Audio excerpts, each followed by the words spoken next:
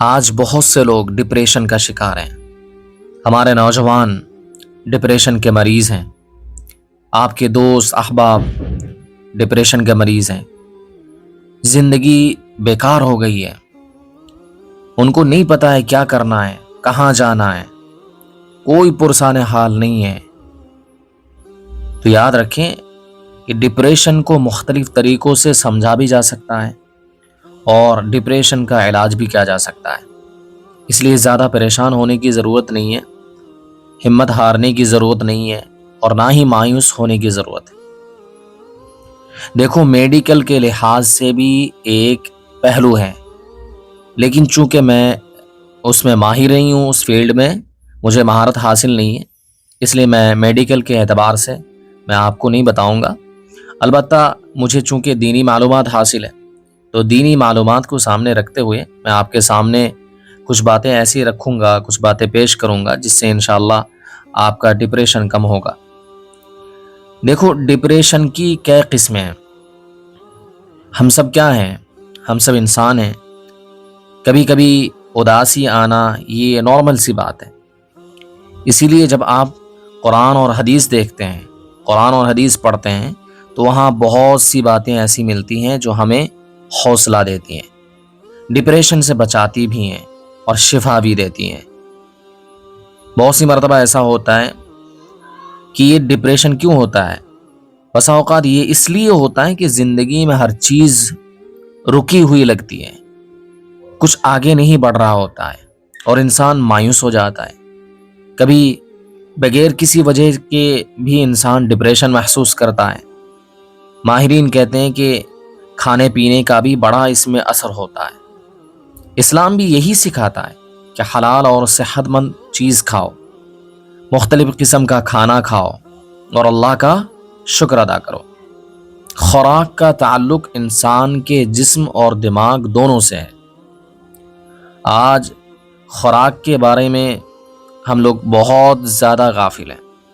کیا کھانا ہے نہیں پتہ ہے، صبح اٹھ کے ناشتے میں کیا لینا چاہیے وہ نہیں پتہ ہے۔ صبح میں ناشتہ تو آپ شاہی ناشتہ کریں، کھجور کھائیں، چنا کھائیں، انڈا کھائیں، تو یہ سب اچھے ناشتے ہوتے ہیں۔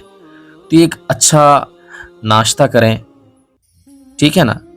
اور اسی کے ساتھ ساتھ کبھی ڈاکٹر بھی کہتے ہیں کہ دماغ میں کچھ کمی یا زیادتی کی وجہ سے بھی انسان کی کیفیت چینج ہو جاتی ہے، بدل جاتی ہے۔ میں ماہر تو نہیں ہوں اس فیلڈ میں، لیکن یہ باتیں ہم سنتے رہتے ہیں۔ سنتے کہ نہیں سنتے؟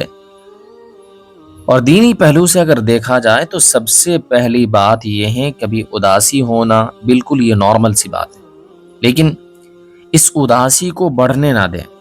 اگر یہ زیادہ ہو جائے اور ڈپریشن کی شکل اختیار کر لیں تو بھی گھبرانے کی ضرورت نہیں ہے۔ ہم بہت جلد مایوس ہو جاتے ہیں۔ دیکھیں، یہ بھی ایک انسانی کیا ہے؟ انسانی کیفیت ہے۔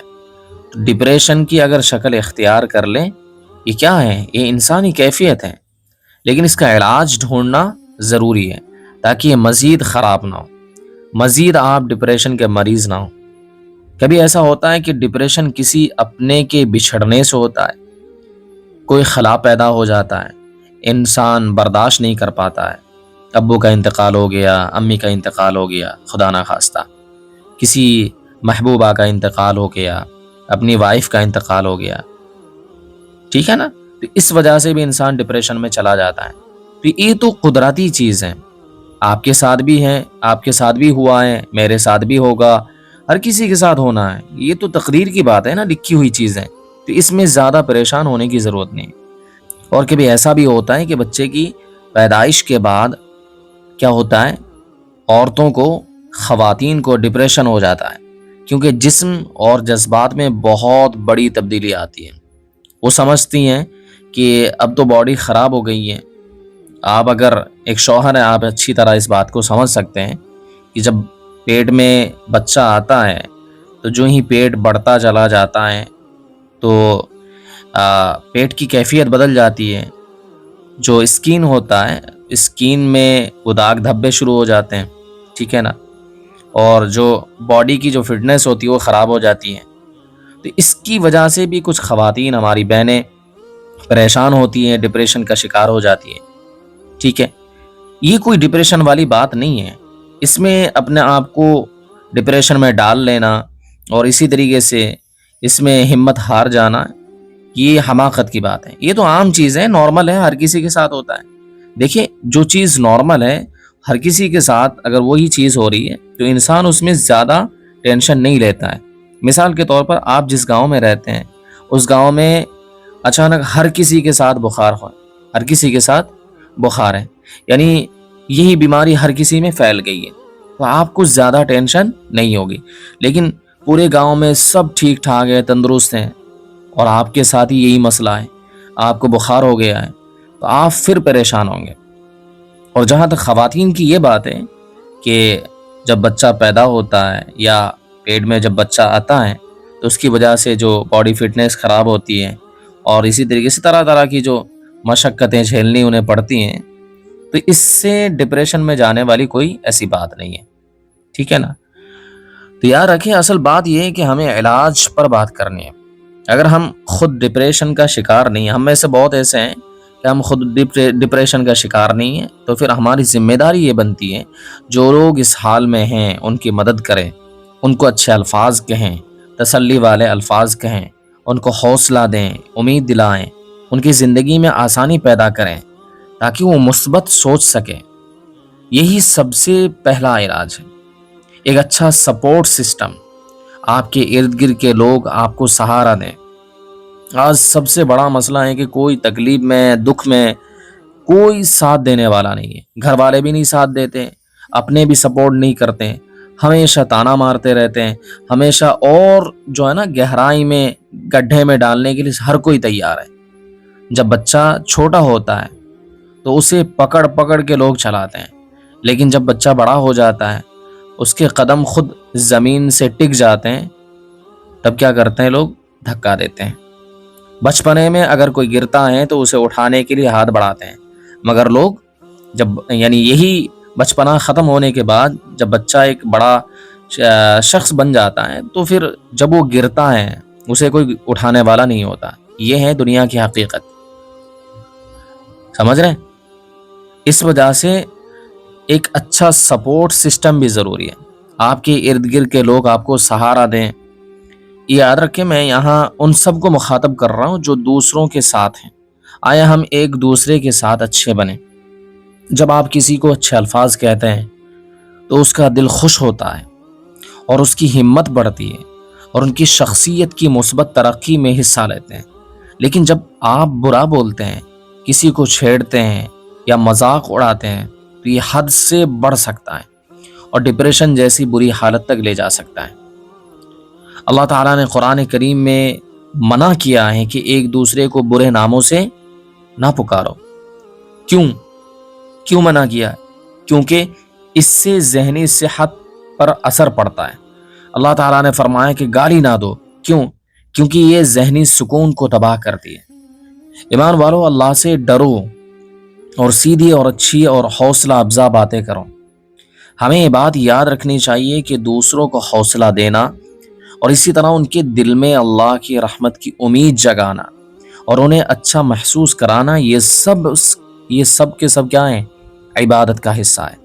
لیکن اکثر لوگ ایسا نہیں کرتے اور اس کا ایک نتیجہ نکلتا ہے کہ جب آپ کسی کو حوصلہ دیتے ہیں تو اس کا دماغ مضبوط ہوتا ہے، اور مضبوط دماغ اکثر ڈپریشن کو کم کرنے اور علاج میں مددگار بنتا ہے.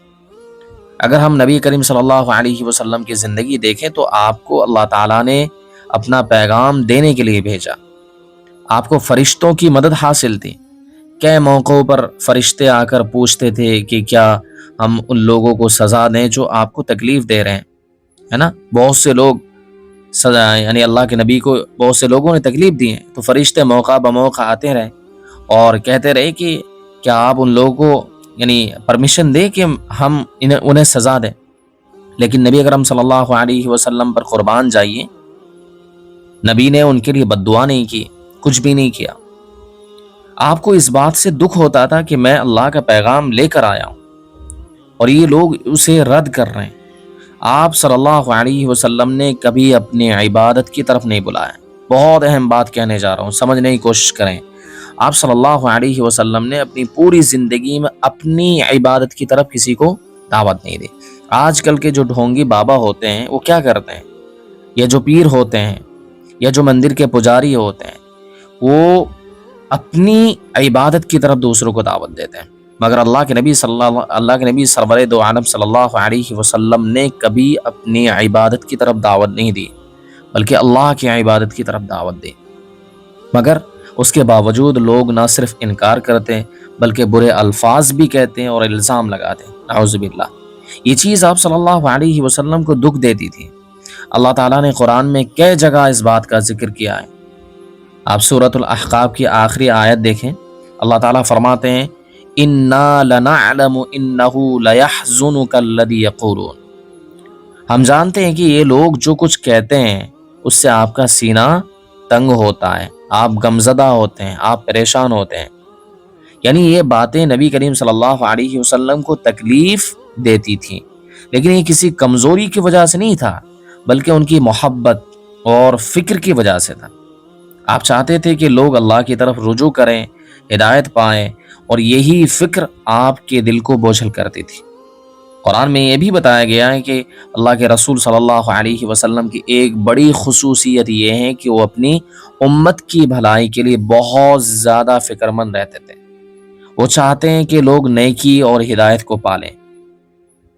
اب یہاں پر ایک سوال پیدا ہوتا ہے، سوال یہ کہ جب سینہ تنگ ہو، دل پریشان ہو، تو اس کا علاج کیا ہے؟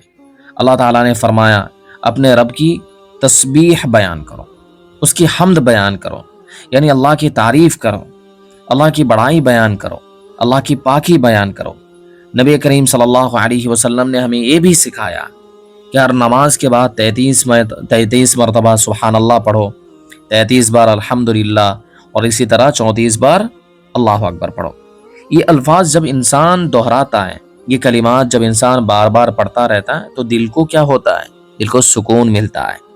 اللہ تعالیٰ نے قرآن میں بھی یہی ارشاد فرمایا، آپ پڑھیں نا، قرآن پڑھیں، دیکھیں اللہ تعالیٰ نے کیا فرمایا، الا بذکر اللہ تطمئن القلوب، یاد رکھو کہ دل کا سکون صرف اللہ کے ذکر میں ہے۔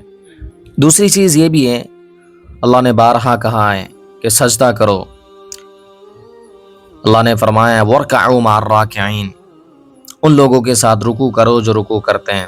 اس کا مطلب ہے کہ جماعت کے ساتھ نماز پڑھنے کو اہمیت دی گئی ہے۔ سجدہ کرنے والوں کے ساتھ رہنے کا ایک مطلب یہ بھی ہے کہ آپ کا ماحول نیک لوگوں سے بھرا ہو، وہ اللہ کی عبادت صحیح طریقے سے کرتے ہیں، وہ صرف اچھی باتیں کرتے ہیں اور آپ کے ایمان کو مضبوط بھی کرتے ہیں۔ اچھی صحبت ڈپریشن کا علاج ہے۔ آپ برے لوگوں کے ساتھ رہیں گے، آپ کے دوست احباب اچھے نہیں ہوں گے تو ظاہر سی بات ہے آپ ڈپریشن میں جائیں گے۔ اچھے لوگوں کے ساتھ رہیں گے، نیک کام کریں گے تو آپ کا ڈپریشن ختم ہوگا۔ ایسے دوست جو گناہ کی طرف لے جائیں یا مذاق اڑائیں، گالی دیں یا دل دکھانے والی باتیں کریں، وہ ڈپریشن بڑھا دیتے ہیں۔ اسی لیے برے الفاظ چھوڑ دیں۔ یہ بات ہمیں سمجھنی چاہیے کہ ہم ڈپریشن کی زنجیروں سے آزاد ہو سکتے ہیں۔ اس کے لیے سب سے پہلے اپنی زبان کو اچھے الفاظ کا عادی بنانا ہوگا۔ جب تک برے الفاظ نہیں چھوڑیں گے تب تک اچھے الفاظ زبان پر نہیں آئیں گے۔ اس لیے آج سے یہ عہد کریں کہ گالیاں نہیں، برا بھلا کہنا نہیں، دل دکھانے والے یا نقصان پہنچانے والے الفاظ نہیں۔ آج کل لوگ ذرا سی بات پر گالیاں دے دیتے ہیں، ہوتا کہ نہیں ہوتا ہے؟ اب دیکھیں نا سوسائٹی میں کیا ہو رہا ہے، ذرا سی بات پہ لوگ گالی گلوچ کر رہے ہیں، پھر شکایت کرتے ہیں کہ یار دل بے سکون ہے۔ آپ دوسروں کو گالی دیں گے کہ آپ کو سکون ملے گا؟ کبھی نہیں مل سکتا۔ خوشی نہیں ہے، اطمینان نہیں ہے، دل کو چین نہیں ہے، تو گناہ کا ارتکاب کر کے، دوسروں کو گالی گلوچ کر کے، ٹھیک ہے، دوسروں کے دل کو ہرٹ کر کے اطمینان کہاں سے آپ کو ملے گا؟ سکون کہاں سے ملے گا؟ نہیں مل سکتا۔ اسی طرح اس کا ایک حل یہ بھی ہے کہ نماز قائم کریں۔ اگر آپ ڈپریشن سے نکلنا چاہتے ہیں تو 5 وقت کی نماز کا خاص خیال رکھیں۔ یہ قرآن کی آیت میں صاف طور پر بتایا گیا ہے۔ اور پھر ایک بہت اہم حکم یہ بھی ہے کہ وَاعْبُدْ رَبَّكَ حَتَّى يَأْتِيَكَ الْيَقِينُ، اپنے رب کی عبادت کرتے رہو یہاں تک کہ موت آ جائے۔ اس کا مطلب ہے کہ عبادت کبھی چھوڑنی نہیں چاہیے، چاہے کچھ بھی ہو جائے۔ اور اسی طرح ڈپریشن اور غم کا ایک علاج یہ بھی ہے کہ اللہ کی عبادت کرتے رہو، ہمت نہ ہارو، شیطان کے وسوسوں میں نہ آؤ۔ کچھ لوگ کہتے ہیں کہ میں نے دعا چھوڑ دی۔ جب آپ پوچھیں کہ بھائی کیوں دعا چھوڑ دی، وہ کہیں گے بھائی میری دعائیں پوری نہیں ہوتی ہیں، میری دعائیں قبول نہیں ہوتی ہیں۔ تو میں کہنا چاہتا ہوں کہ یاد رکھو، شاید تمہاری دعا قبول ہونے میں بس ایک قدم رہ گیا تھا اور تم نے ہمت ہار دی۔ اللہ کو وقت، حالات اور تمہارے حق میں کیا بہتر ہے سب پتہ ہے۔ ہمارے اور آپ کے حق میں کیا بہتر ہے کس کو معلوم ہے؟ اللہ کو معلوم ہے۔ ہمارا اور آپ کا کام مانگتے رہنا ہے، دینا، فیصلہ کرنا، یہ کس کا کام ہے؟ یہ اللہ کا کام ہے۔ کس موقع پر کون سی چیز ہمارے لیے بہتر ہے، کس موقع پر اللہ کو کیا دینا، یہ اللہ جانتا ہے۔ ہمارا کام تو اللہ پر یقین رکھتے ہوئے مانگنا ہے۔ بہت سی مرتبہ جو چیز ہم مانگ رہے ہوتے ہیں وہ فوراً نہیں ملتی ہے، کیا پتہ وہ ہمارے حق میں بہتر نہ ہو، اس وجہ سے اللہ ڈیلے کرتے ہیں یا پھر اس کے بدلے میں کوئی اور چیز دے دیتے ہیں۔ یاد رکھو، اللہ کبھی اپنے بندوں کو چھوڑتا نہیں ہے، لیکن انسان کبھی کمزوری کی وجہ سے اللہ کو چھوڑ دیتا ہے۔